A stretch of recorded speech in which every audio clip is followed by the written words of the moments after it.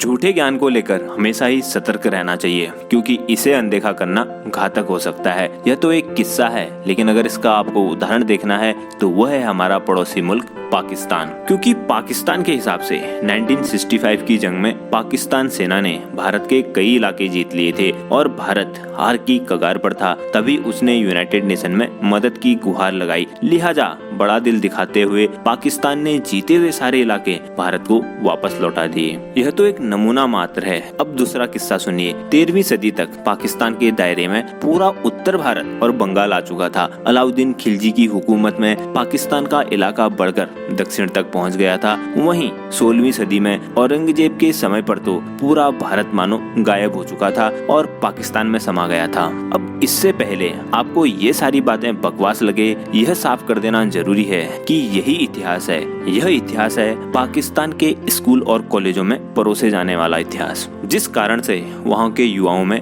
ऐसा कॉन्फिडेंस देखने को मिलता है। उनकी औकात ही नहीं है कि वो हमारे साथ लड़े। हम मुसलमान हैं, हमारा जज्बा ही नहीं है। हम मुसलमान हैं, वो हमारे साथ लड़ ही नहीं सकते।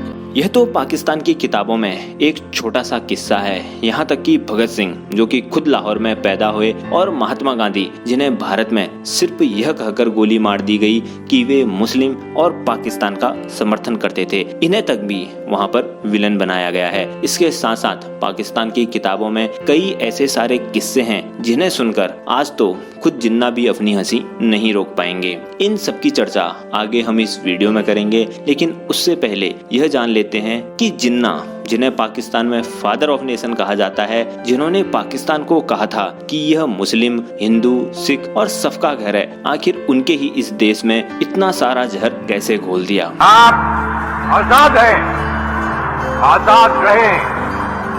आप लोग इस मुल्क पाकिस्तान में अपनी अपनी इबादतगाहों, मस्जिदों या मंदिरों में जाने के लिए। इस तरफ इतिहास को बदलने की सबसे पहली शुरुआत होती है जुल्फिकार भुट्टो के समय पर, जिन्होंने सर्वप्रथम पाकिस्तान के स्कूल के कैरिकुलम में पाकिस्तान स्टडीज और इस्लामिक स्टडी को इंट्रोड्यूस करा। इन्होंने न सिर्फ पुराना इतिहास बदला, बल्कि आजादी के बाद के इतिहास को अपने मुताबिक तोड़ डाला। जैसे कि साल 1971 में भारत पाक युद्ध की बात करें तो पाकिस्तान की किताबें बताती हैं कि पूर्वी पाकिस्तान में हिंदुओं की अच्छी खासी तादाद थी। हिंदुओं ने पाकिस्तान को कभी भी स्वीकार नहीं करा, इसलिए पूर्वी पाकिस्तान टूटकर एक अलग देश बन गया। जुल्फिकार भुट्टो के बाद पाकिस्तान के इतिहास में सबसे बड़ा बदलाव करा जाता है साल 1978 में। साल 1978 में जुल्फिकार भुट्टो को हटाकर जिया उल हक सत्ता में आता है। जिया के सत्ता में आते ही पाकिस्तान का इस्लामीकरण शुरू हो जाता है, जैसे कि शराब पर पाबंदी, चोरी के लिए हाथ काट देना और टीवी रेडियो पर म्यूजिक पर पाबंदी इत्यादि। जिया के समय पर ही गवर्नमेंट के अंतर्गत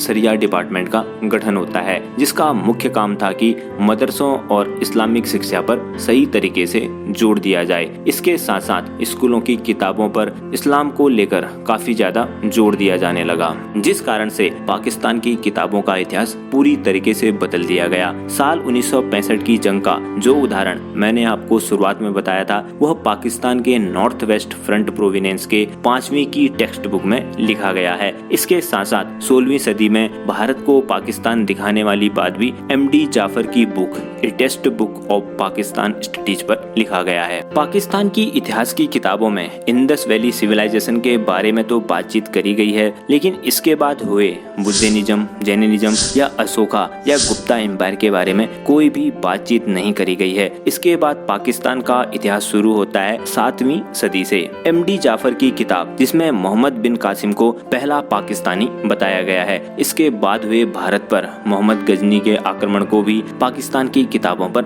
सही ठहराया गया है और इन्हीं किताबों में मोहम्मद गजनी को भी एक पाकिस्तानी दिखाया गया है। अगर आपको यही यकीन नहीं होता है तो आप उनके सबसे लॉन्ग रेंज मिसाइल का नाम भी देख सकते हैं, जिसका नाम गजनी के नाम से ही जुड़ा हुआ है, गजनवी मिसाइल। जबकि उन मूर्खों को यह खुद पता नहीं है कि मोहम्मद गजनी खुद एक हमलावर था। इससे आप साफ पता लगा सकते हैं कि पाकिस्तान अपने वंशजों को भारत से जोड़ने की बजाय अरब से जोड़ने की कोशिश करता है, जबकि सबको पता है कि पाकिस्तान नाम की उत्पत्ति पहली बार चौधरी रहमत अली के द्वारा साल 1940 में करी गई। इससे पहले इसका इतिहास वही था जो भारत का था, क्योंकि यह भी भारत और भारतवर्ष का ही एक हिस्सा था। पाकिस्तान की किताबों में देखें तो कांग्रेस पार्टी को पूरी तरीके से हिंदू पार्टी दिखाने की कोशिश करी गई है और महात्मा गांधी, जिन्हें यह मानकर गोली मार दी गई कि वे पाकिस्तान और मुसलमानों का सपोर्ट करते थे, उन्हें भी पाकिस्तान में हिंदू सपोर्टर बना दिया गया है। इसी तरीके से साल 1947 में हुए बंटवारे के बारे में साल 2000 में छपी इंटरमीडिएट क्लास की टेक्स्ट बुक में लिखा है कि पाकिस्तान से जाने वाले गैर मुसलमानों को मुसलमानों ने हर मुमकिन मदद ली, लेकिन पाकिस्तान आने की कोशिश कर रहे मुसलमानों पर भारत ने काफी ज्यादा अत्याचार करे। उन मुसलमानों को ला रही बसों और ट्रक और ट्रेनों को निशाना बनाया गया, जबकि यह बिल्कुल झूठ है। इसके साथ साथ एमडी जाफर की किताब में तो यहाँ तक लिखा गया है कि काफिर या हिंदू या सिख का मतलब होता है जो कि भूतों की पूजा करता है। मतलब स्कूल में उसको पढ़ाया गया कि काफिर का मतलब भूतों की पूजा करने वाला। इन किताबों को देखकर तो यही लगता है कि पाकिस्तानी हुक्मरानों और उनके कदम चूमने वाले इतिहासकारों ने इस झूठ पर जोर दिया कि हिंदुओं और मुसलमानों में बुनियादी तौर पर टकराव ही टकराव है, इनमें कोई भी समानता नहीं है। इसी वजह से पाकिस्तान का गठन हुआ था। यहाँ तक कि हिंदू और मुस्लिम में फूट डालने के लिए साल 1993 में छपी एमडी जाफर की किताब में ही यह भी लिखा गया है कि हिंदू लोग पाकिस्तान से अपनी कमाई का एक बड़ा हिस्सा भारत भेजते रहते हैं, जिस कारण से पाकिस्तान की इकोनॉमी पर काफी बुरा असर पड़ रहा है। इसके अलावा भी पाकिस्तान की इन किताबों में ऐसी बातें बोली गई है जिनको लेकर बचपन से ही वहाँ के बच्चों के अंदर नफरत का बीज बो दिया गया है, जिससे उनके मन में हिंदुओं और भारत के प्रति काफी ज्यादा नफरत भरी रहती है। इनको रहने देना चाहिए, जब तक मुसलमान नहीं बनेगा तब तक इधर न रहने दें। मतलब यहाँ के जो हिंदू हैं उनको इस्लाम कबूल करवाना चाहिए। और ये आपके दिमाग में किसने डाला? ये मामा। इस रास्ते में पाकिस्तान को कम से कम अपने father of the nation Mohammad Ali Jinnah के स्पीच को तो याद करना चाहिए। इसके साथ साथ ही यहाँ के इतिहासकार ये भी भूल गए हैं कि इतिहास में क्या पढ़ाना चाहिए या क्या नहीं पढ़ाना चाहिए। शायद वहाँ के इतिहासकार भूल गए हैं कि इतिहास क्यों पढ़ना चाहिए। इतिहास पढ़ा जाता है सबक लेने के लिए, लिहाजा सही बातें दर्ज करना बहुत जरूरी होता है। जिस तरीके से पाकिस्तान की किताबों में झूठ परोसा गया है, उससे साफ साफ नजर आता है कि आज पाकिस्तान की क्या हालत है। पाकिस्तान के युवाओं में एक ऐसी बड़ी तादाद है जिन्हें यह पता नहीं है कि वे किस सभ्यता के वारिस हैं, और इस कारण से आज पाकिस्तान डूबने की कगार पर पहुंचा है। दोस्तों, वीडियो के अंत तक बने रहने के लिए धन्यवाद। अगर आपको वीडियो पसंद आई हो तो वीडियो को लाइक करें और जी हाँ, चैनल को जरूर सब्सक्राइब कर दें। जय हिंद।